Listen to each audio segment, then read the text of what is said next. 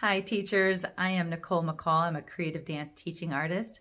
Thank you so much for choosing to load this video series all about creative dance and self-awareness. Okay, so this video is just for you. There are a couple things I want you to know before we get started. Number one, this involves a student choice of a picture book.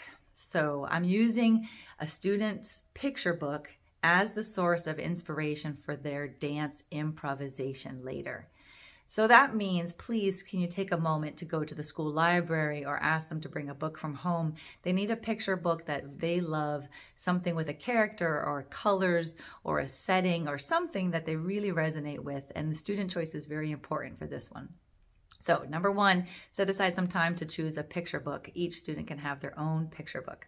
Number two, when you do get started with the students, it is dance, it's movement, so space is nice. You can do it next to the desks, but in my experience, the students have a lot more fun if they have a little room to move. So you could have the students help you move the desks off to the side. You could go to a multi-purpose room. You could go outside if it's the right time of year.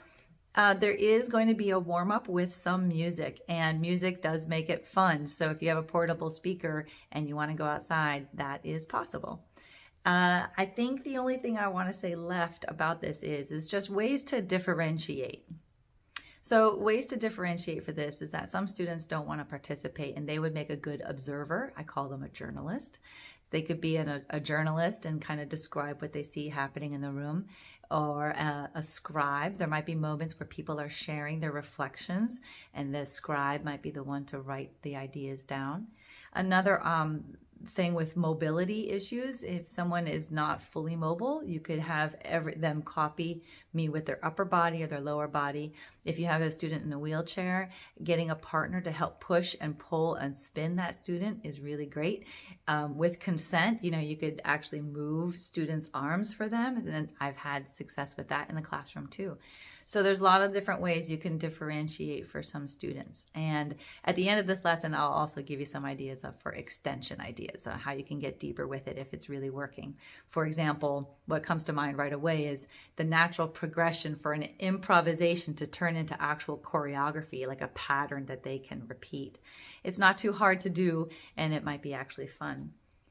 That said, the last tip I'm going to give you is that sometimes, especially third grade, this is when the students start wanting to be good. And I want to make sure that you understand. And my intention is that it's about the process, not the product. So if they get caught up in some anxiety about looking good and doing it right, please help guide them. This is about exploration. It's about finding new ways of moving. It's about having a supportive atmosphere in the classroom so that everyone feels, safe to try new things and to look silly and things like that. So keep it about the process and the intrinsic value of creating and exploring. I really appreciate it. Okay. That's all there is. Thank you so much, and I will see you in the next video. Bye.